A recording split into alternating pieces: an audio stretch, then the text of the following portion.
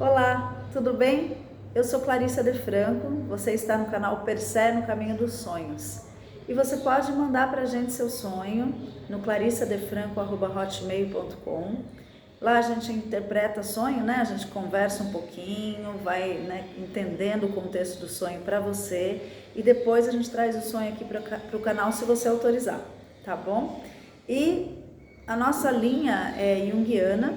Então eu sou psicóloga, eu trabalho com Jung há bastante tempo, Jung, pós-junguianos e junguianas, e toda a teoria de estudos de sonhos, né, eu tenho desenvolvido aí um jogo terapêutico que é baseado nessa teoria, as fases alquímicas, todo estudo do Jung, né, imaginação ativa, amplificação simbólica, circunambulação, são conceitos que a gente já tratou aqui no nosso canal, se você quiser dar uma procurada aí. Tem técnicas junguianas para interpretação dos sonhos, tá certo? Bom, vamos lá, como de costume, a gente vai tratar de um sonho. Esse sonho, ele foi publicado, ele está, né, publicado no livro Memórias, Sonhos e Reflexões do próprio Jung, tá? É um sonho dele mesmo, que ele mesmo teve. Então vamos lá. Eu estava em uma cidade da Itália entre 12 e 13 horas. Gente, esse relato é uma adaptação, tá? Eu estava em uma cidade da Itália entre 12 e 13 horas. O sol inundava as ruazinhas, muitas pessoas vinham em minha direção e eu sabia que as lojas fechavam para almoço. No meio desse fluxo humano caminhava um cavaleiro vestido com uma armadura. Subia a colina em direção a mim. Usava um capacete antigo e uma cota de malhas. Sobre ela trazia uma veste branca com uma cruz vermelha tecida no peito e nas costas. Aquilo me impressionou. Mas as outras pessoas pareciam não perceber. Tive a impressão de que era completamente invisível para os outros. Eu me interrogava sobre o significado dessa aparição e ouvi como se alguém respondesse, apesar de não haver ninguém por perto. Sim, é uma aparição que volta regularmente, sempre entre 12 e 13 horas. O cavaleiro passa por aqui há muito tempo e todos sabem disso. Por que esse relato é adaptado, gente? Porque eu não li ele integralmente, tudo certinho, mas a essência da história está mantida, a essência do sonho, né? E aí vocês vão falar, mas ela traz um sonho que já foi interpretado pelo Jung? Mas é interessante da gente reconversar sobre esse sonho, né? Eu acho que tem elementos aí que a gente pode colocar aqui no nosso canal e espero ouvir também de vocês, comentários e tudo. Vamos lá. Então, primeiro, essa pessoa, né, enfim, está numa cidade da Itália, entre 12 e 13 horas. Aí já começa um marcador temporal muito importante, né? Tem esses dois números que são símbolos, né, 12 e 13. E aí o relógio está ali também, né, passando de uma transição, né? Quando começa o novo ciclo, né? Ele está entre o fim de um ciclo, que é o 12, né? E o começo de outro, que é o 13, que é o primeiro do próximo ciclo, né? Então ele está entre o fim da manhã e o início da tarde, mas de 12 para 13 é muito essa dimensão no relógio, né? De troca de ciclo, porque um ciclo inteiro no relógio tem 12 horas. E aí a 13ª hora é a primeira hora do próximo ciclo. Então a gente está aí entre o fim de um ciclo e o início de outro. E interessante que esses dois números, né? Se a gente vai recorrer ao tarô, por exemplo, o 12, o arcano 12 é o pendurado, é aquela carta que a gente, enfim, vê, aquele que a gente chama às vezes de enforcado, né? Mas é aquele rapaz que tá pendurado, muitas vezes tá de ponta cabeça, tá pelo pé com uma corda, assim. E o arcano 13 é a morte.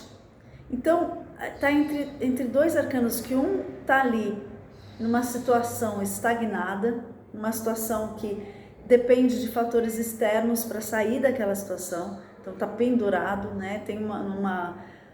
Tá num momento que ele precisa de uma mudança, né, significativa para ele sair daquela condição, uma condição de dependência, é uma condição de esforço físico, de sacrifício, né? E o 13 é o momento em que se reconhece o fim e que é possível se libertar para dar um novo passo, né? Porque o 13 justamente fecha o ciclo para iniciar um novo. Então precisa dessa consciência do fim. O 12 ainda está ali, né, patinando, ainda está ali, está presa àquela situação, ainda não consegue dar um encaminhamento, né? O 12 é essa carta meio tensa, que envolve algum tipo de sacrifício, um esforço meio sobre-humano para que algo aconteça, para que a coisa funcione, né? Para que o nosso desejo possa se realizar em algum nível, mas está distante ali do nosso desejo. Então tem esses dois arcanos, né? O arcano 13, que é a morte, ele é muito importante para essa passagem, né? Essa passagem do 12 para o 13, ela envolve uma consciência do fim, uma consciência de que algo acabou, né? Então isso é muito interessante, né? Tem uma prisão, uma situação de estagnação e uma libertação através de uma consciência do fim, né? E isso, essa consciência do fim, né? A morte, ela traz também uma possibilidade de um novo começo, porque a gente só consegue abrir novas portas quando a gente fecha algumas, né? É impossível abrir sem fechar, né? É impossível começar, não tem espaço para o novo quando você ainda está com aquela situação velha ali pendurada. Bom, o sol inundava as ruazinhas, né? Muitas pessoas vinham em minha direção e eu sabia que as lojas fechavam para o almoço, né? Então tá bem nesse período, tem um movimento, tem o sol ali, né? Quer dizer, uma imagem bonita, tá tudo bem, tá tudo acontecendo, um cotidiano, né? As pessoas indo e vindo e as pessoas fecham para almoço. Olha que momento especial. As ruas todas funcionando, de repente, puf, acaba, fecha, fica vazio. Ninguém mais, o movimento, né, para. É como, né, aquela música, Um Dia que a Terra Parou. E aí é isso, de repente tudo fecha. E ele está anunciando esse momento em que tudo fecha. Olha que interessante, entre o 12 e o 13, esse lapso de tempo em que a Terra para. As lojas param, o comércio para, as pessoas vão para suas casas, as ruas ficam vazias. No meio desse fluxo, né, caminhava um cavaleiro vestido com uma armadura, subia a colina em direção a mim.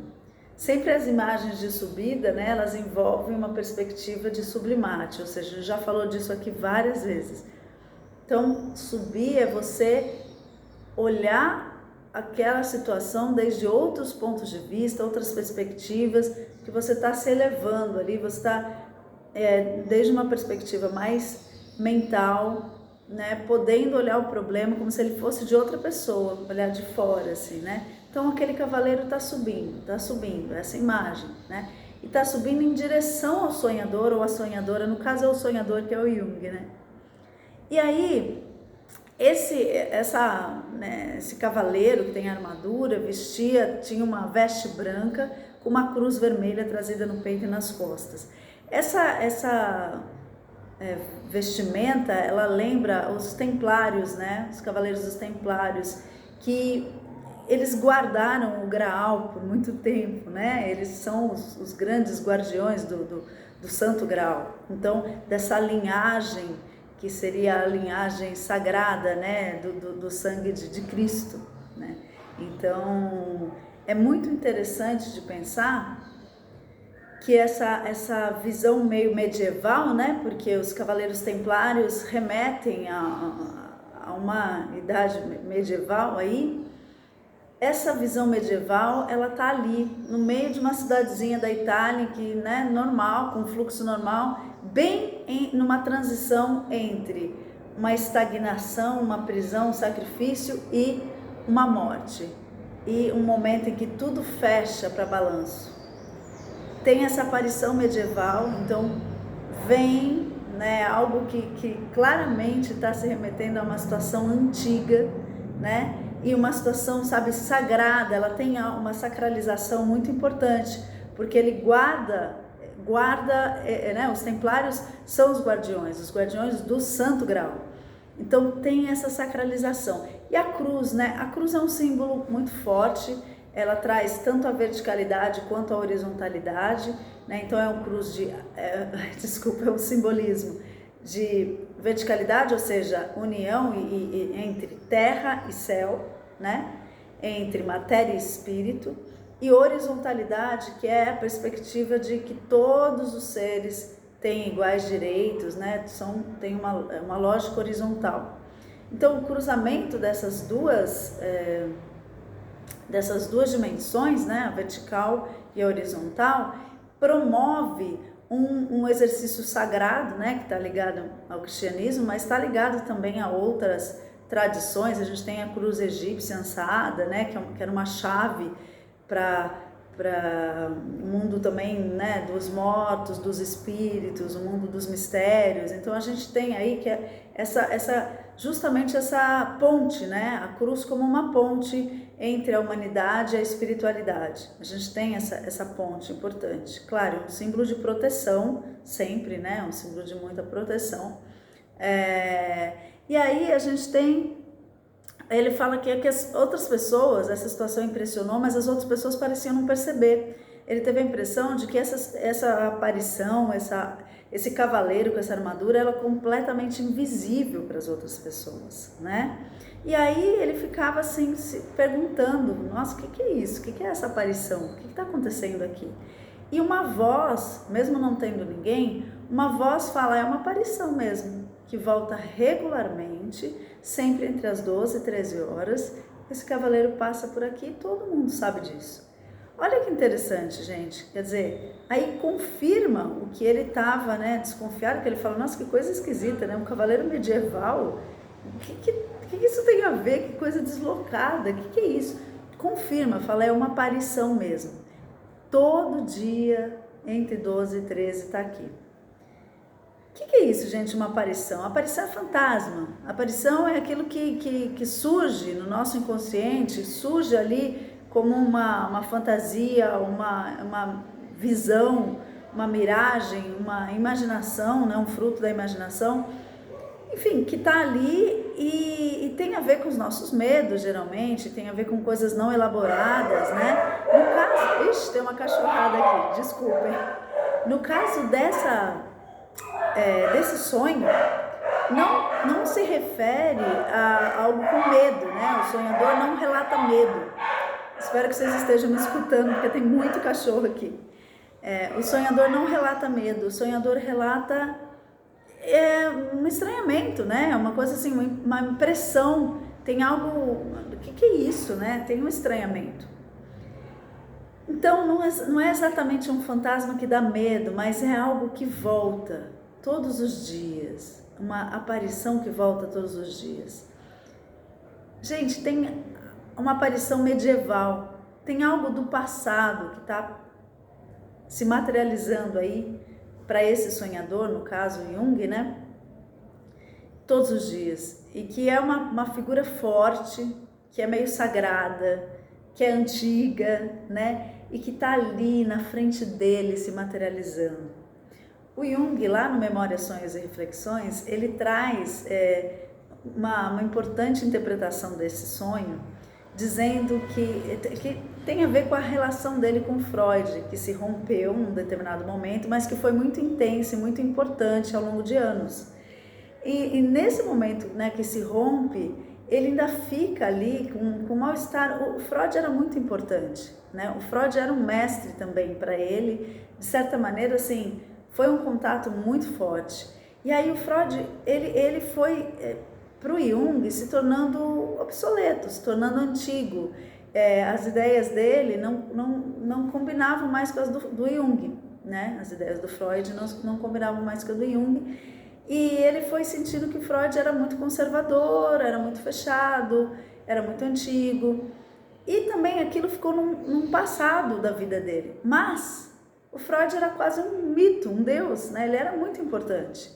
E aí essa aparição do sonho do Jung estava ali se materializando, né? E aí ele entendeu, ele falou, nossa, Sigmund Freud veio me visitar, né? Esse cavaleiro. Também acho importante, gente, a gente pegar o simbolismo do cavaleiro aqui, né? Porque o cavaleiro, sempre o cavalo está ligado aos nossos desejos, aos nossos impulsos, ímpetos na vida, né? De realizar aquilo que a gente quer e de fazer, às vezes, com uma certa emergência. E o cavaleiro é aquele que conduz, esse cavalo, conduz os desejos, esses ímpetos, para rumos, né? Que às vezes servem a outras pessoas, como aos reis, por exemplo. Os cavaleiros, eles em geral servem, né? Os cavaleiros templários, que foram o caso desse sonho, servem a religião, né? Servem a Deus, servem ao sagrado, né? Os cavaleiros, normalmente ligados a uma nobreza, servem ao rei. Então você tem sempre os cavaleiros servindo a uma causa. Então esses impulsos, esses ímpetos, esses desejos representados pelo cavalo estão sendo conduzidos em nome de uma causa, né? Então essa figura do cavaleiro, ele tem algo heróico, né? Porque geralmente vive grandes aventuras, guerras, enfim, luta por uma causa maior. Então a figura do cavaleiro traz essa coisa grande, essa coisa heróica. E o Freud tem essa imagem para o Jung de ser um desbravador da questão do inconsciente, de ser um pioneiro, de ser muito importante em uma série de elementos, de ser um mestre para ele. Então tem toda essa imagem do cavaleiro, essa imagem dos templários, então que, sabe, essa causa maior, esse sagrado em torno do Freud, mas ao mesmo tempo, né, é uma aparição. Está deslocado, é da Idade Média, está, né, vestido como se fosse da Idade Média, ou pelo menos não só da Idade Média, mas se a gente pensar, pode ser, enfim, um templário tradicional, que pode ser já um pouco depois, né, da Idade Média, mas que é antigo. Não combina com essa cidade da Itália, em que tem lojas, as lojas fecham, abrem, não combina. Está entre as 12 e as 13 horas, é esse lapso de tempo entre o estagnado e a consciência do fim. Então, é Jung tomando consciência dessa necessidade de finalizar esse ciclo e cortar esse vínculo, porque senão essa aparição fica voltando, né? É muito interessante, né? Bom, eu adoro esse sonho, acho super rico de simbolismos, por isso que eu trouxe para a gente conversar aqui. Espero que você tenha gostado também. Manda seu sonho pra gente. Tchau, um beijo, até mais.